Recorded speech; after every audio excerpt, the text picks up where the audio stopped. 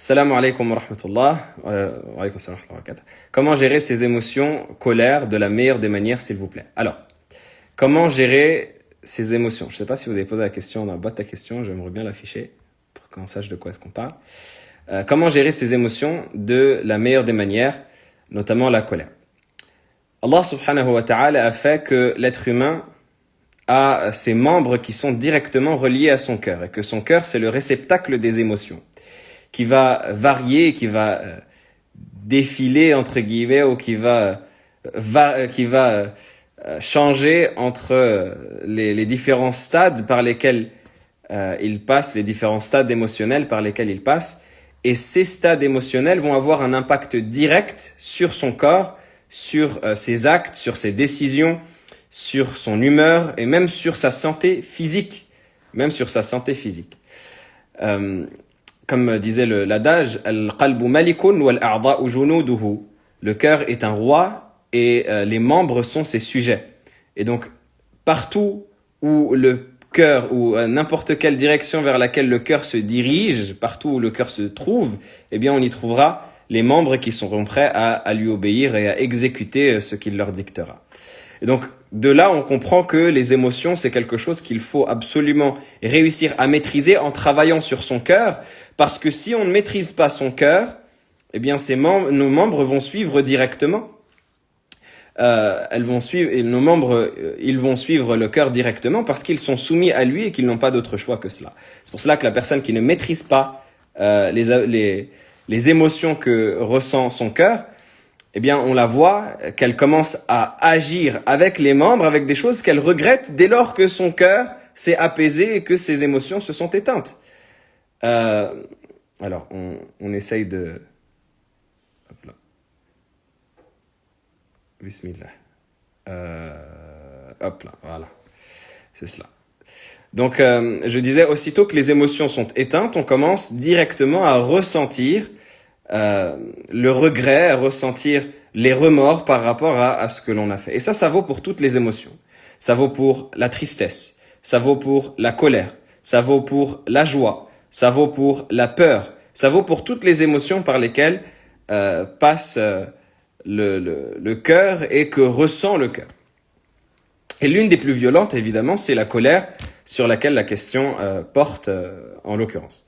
Et donc, par rapport à la colère et par rapport aux émotions en général, comment c'est maîtrisé? Premièrement, prendre conscience qu'on a nécessité à faire un travail sur soi. Le prophète, alayhi salatu wassalam, il nous invite à faire ce travail sur soi, à faire des exercices vis-à-vis de nous-mêmes pour maîtriser ses sentiments. Dans quel hadith? Notamment le hadith où le prophète, sallallahu alayhi wa sallam, il dit « Innamal hilmu bittahallum » Innamal hilmu bittahallum. La douceur, elle vient en se forçant, entre guillemets, à être doux.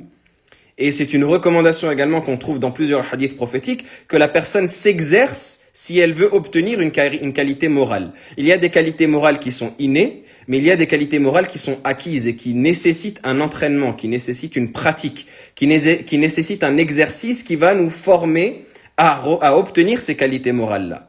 Donc le prophète sallallahu alayhi wa sallam, il nous dit « Innamal hilmu bittahallum » il nous dit la douceur, elle s'obtient en s'entraînant à être doux. Dans n'importe quelle situation où tu te trouves maîtrisant toi-même, eh bien, essaye de t'entraîner à être doux. Essaye de t'entraîner également à imaginer les situations qui te mettent en colère avant qu'elles ne viennent, pour t'entraîner à te maîtriser dans ces états-là. Essaye de faire en sorte, au moment venu, de te rappeler de ces exercices que tu as faits pour garder une certaine rigueur vis-à-vis de toi. Essaye de t'entraîner à chaque situation, comme la personne qui voudrait par exemple obtenir la caractéristique de la générosité va s'entraîner. C'est également mentionné dans plusieurs hadiths que la personne qui est avare, eh bien la manière qu'elle va avoir de s'entraîner pour devenir généreuse, c'est de donner, c'est de sortir la chose de sa poche, de s'entraîner à donner ici et là. Et lorsqu'elle va s'entraîner à donner dans différentes causes, eh bien, elle va se rendre compte qu'elle va obtenir cela ou qu'elle va avoir cela comme étant une caractéristique, comme si elle était innée, une caractéristique qui serait presque logique chez elle. C'est la même chose pour la colère. Donc, lorsque l'on s'entraîne à se maîtriser dans les moments de colère, notamment dans les moments de petite colère, notamment dans les moments où on a une chose qui nous énerve mais qui fait partie des tracas du quotidien, eh bien, si on s'entraîne à se maîtriser grandement dans ces moments-là, on va réussir par la suite à se maîtriser dans les moments qui sont les plus importants. Ça, c'est la première des choses.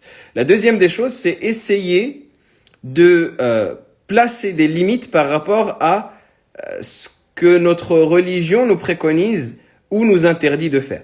C'est-à-dire que, quitte à ressentir la colère, ça, le fait de ressentir la colère ou de ressentir un sentiment, ce n'est pas cela qui est interdit.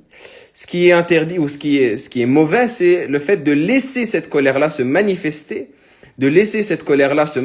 au point où elle va nous faire agir au contraire de notre croyance et de notre dogme et de notre volonté. Donc, lorsque l'on va laisser cette colère se manifester, elle va nous faire commettre des choses qui sont interdites par notre religion sans même que l'on s'en rende compte, ou alors on s'en rend compte, mais on a du mal à s'empêcher de cela. Et donc, c'est pour cela que le prophète, alayhi salatu wassalam, lorsqu'une personne est venue le voir et qu'elle lui a demandé un conseil, le prophète, sallallahu alayhi wa sallam, lui a répondu, la tardab. Il lui a répondu, ne te mets pas en colère. Et les savants, ont interprété ce hadith, non pas comme étant ne ressent pas la colère, parce que ça c'est quelque chose d'humain. Tout le monde ressent la colère, et même les prophètes ressentaient la colère. Moussa alayhi salam a ressenti la colère au point où ça l'a amené à ne même pas avoir conscience de ce qu'il avait dans les mains, qui étaient les tablettes sur lesquelles il avait écrit les enseignements d'Allah subhanahu wa ta'ala, et à les jeter sur le sol. Tellement il n'avait pas conscience de lui lorsqu'il avait cet état de colère. Non pas qu'il était fou ou qu'il avait perdu la raison, non, ce n'est pas ça qu'on dit. Mais c'est que la colère, comme Allah subhanahu wa ta'ala il l'a décrit, c'était comme une personne qui commençait à lui susurrer à l'oreille et qui l'a détourné de toutes les choses qu'il pourrait garder en tête ou qu'il l'a détourné de l'attention qu'il avait par rapport à ces tablettes-là qu'il tenait dans ses mains. Donc, ce qui est demandé, ce n'est pas de ne pas ressentir la colère. Ce qui est demandé, c'est de maîtriser les effets de la colère et de ne pas dépasser les limites de notre religion. De nous rappeler, même si on est en colère, que il y a des choses qu'on ne doit pas faire.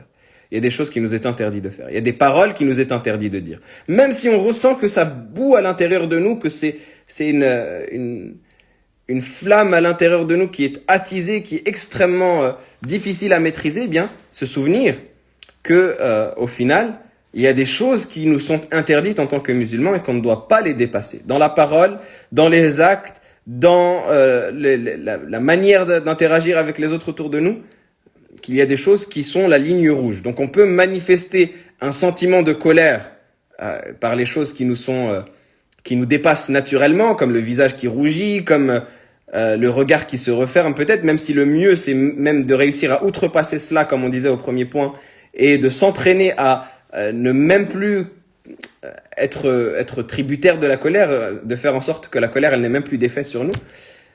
Mais même si on n'arrive pas à ce stade-là, au moins savoir qu'il y a des choses qui sont interdites. Ça, c'est la deuxième chose. Et la troisième chose, pour finir rapidement, c'est de s'aider de quelques conseils prophétiques que le prophète sallallahu alayhi wa sallam nous a donnés dans ces situations-là où l'on ne maîtrise pas ses émotions. À savoir, par exemple, de changer d'état.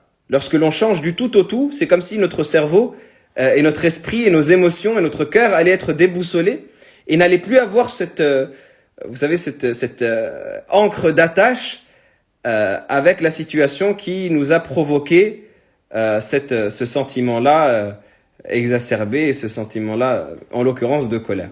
C'est pour cela que le prophète sallallahu alayhi wa sallam nous dit, par exemple, celui qui ressent la colère et qui est debout, qu'il s'assied. Et celui qui ressent la colère alors qu'il est assis, qu'il s'allonge. Pourquoi est-ce que le prophète sallallahu alayhi wa sallam nous dit cela? Pas pour que tu te reposes ou pour que tu prennes une sieste. Non, parce que lorsque tu vas changer d'état, bien déjà, les forces que tu as à l'intérieur de toi vont se calmer. Parce que tu vas bouleverser la situation dans laquelle tu vas être. Et tu vas perdre cette attache-là que tu avais avec la chose qui t'a mise en colère. Et surtout, tu n'auras plus la même facilité à laisser tes membres exprimer cette colère-là que ton cœur ressent lorsque tu auras changé d'état. Parce que celui qui est debout, il peut plus de choses que celui qui est assis, qui peut lui-même plus de choses que celui qui est allongé. Donc, au lieu de laisser ton état changer vers la chose vers laquelle te pousse l'émotion, parce que lorsque la personne elle ressent la colère, par exemple, lorsqu'elle est assise, elle aura envie de se lever pour aller vers l'objet de sa colère, n'est-ce pas? Lorsqu'elle est en voiture et que quelqu'un lui est rentré dedans, la chose qu'elle va faire, c'est d'ouvrir la portière et de se lever pour aller vers cette personne-là. Alors que si elle renverse la chose que son cerveau lui ordonne de faire et que ses émotions lui ordonnent de faire, et qu'au lieu de se lever et d'aller vers cette personne-là, elle s'allonge. elle prend le temps de s'allonger. Elle tire la banquette, elle s'allonge quelques secondes pour respirer. Eh bien, son cerveau et son cœur vont être déboussolés et vont plus avoir cette attache-là à la situation qui les a mis en colère. Également, le fait de s'apaiser, avec de l'eau fraîche, notamment parce que le prophète sallallahu alayhi wa sallam nous dit que la colère, elle vient de shaitan et il fait bouillir le sang qu'il y a dans nos veines. C'est pour cela qu'on est dans un état de chaleur. Lorsque l'on ressent la colère, eh bien, nous apaiser avec les ablutions, prier. Tout cela également pour nous mettre dans une situation plus favorable par rapport à la maîtrise de nos émotions. Voilà à peu près pour cette question.